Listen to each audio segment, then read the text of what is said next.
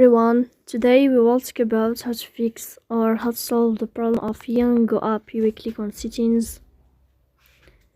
In this page, you will click on apps, default apps, app settings. Then here you will search about Yango app and you will click. Here in this page of app info, you will click on first stop and you will click OK. Then you will enter to the window of storage. Then you will click on clear cache. In the end, you will turn off your phone and you will wait a moment to restart your phone again to fix that problem. So that's all. Don't forget to support us by like and subscribe.